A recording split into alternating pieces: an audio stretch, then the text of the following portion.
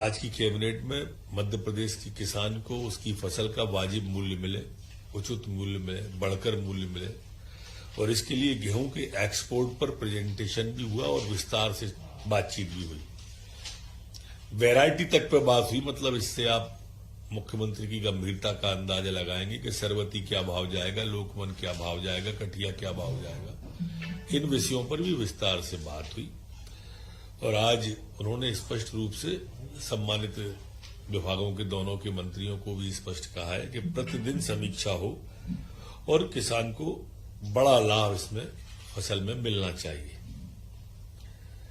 आज की जो बैठक थी उसमें किसानों से जुड़े अनेक और निर्णय भी हुए, जिसमें हमारे किसानों की जलावर्धन योजनाएं जो है, त्योंथर माइक्रो सिंचाई परियोजना की प्रशासकीय स्वीकृति आज कैबिनेट के द्वारा दी गई।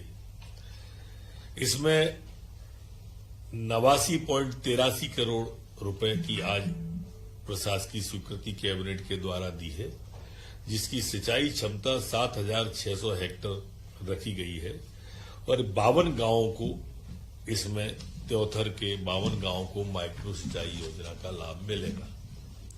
इसी तरह से पांगरी मध्यम सिंचाई परियोजना की प्रशासकीय स्वीकृति आज कैबिनेट के द्वारा दी गई है।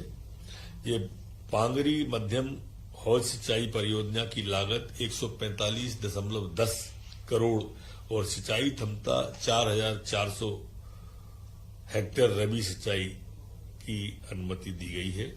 इस परियोजना में बुरहानपुर जिले के खकनार तहसील के 10 ग्रामों को भूमिगत पाइपलाइन से भी हौज की पद्धति से लाभ देने का तय किया है। रिहल्द सूक्ष्म सिंचाई परियोजना को भी आज की कैबिनेट के द्वारा मंजूरी दी गई है।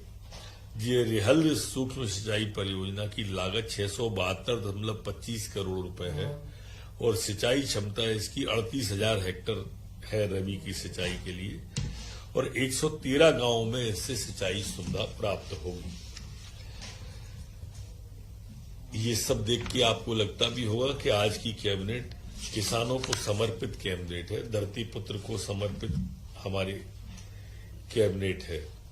जैसा आप सबको विदित है कि मुख्यमंत्री जी द्वारा नौजवान को प्रोत्साहन के लिए, खिलाड़ियों को प्रोत्साहन के लिए जो हमारी कावेरी ढीमर जो हमारी बिटिया थी उसको 11 लाख रुपए पुरस्कार देने की घोषणा की गई थी।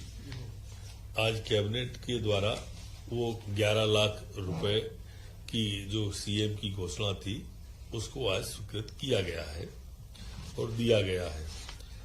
एक बड़े उसमें जो रहते हैं अपने औद्योगिक शिक्षण संस्थान,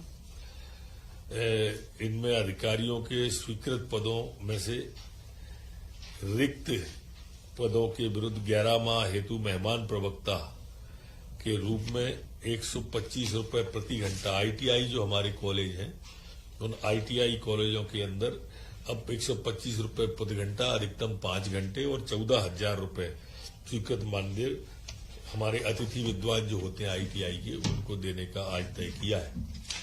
एक महत्वपूर्ण निर्णय में आज के में प्रदेश के में वर्तमान पटवारियों के कुल स्वीकृत पद 19,020 हैं, किंतु उपलब्ध पदों पर अब पुनर्नियुक्तियां किया जाना आवश्यक हो गया है। पटवारियों के बढ़ता कार्यभार, उनकी उपयोगिता, इन सबको देखते हुए आज कैबिनेट के द्वारा पटवारियों के 5,204 नवीन पद सृजित करने का तय किया है। कैबिनेट ने यह भी तय किया है कि 50,000 की जनसंख्या पर एक सेक्टर का निर्माण स्वीकृत किया जाए।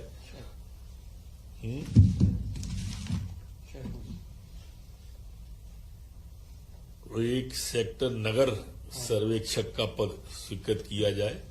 इस तरह के प्रस्ताव भी आज की कैबिनेट में आए हैं और इस तरह से इसको 3 साल के अंदर इन पटवारियों की भर्ती को किया जाए, पहले बड़े लॉट के रूप में इसे स्वीकृत किया जाए।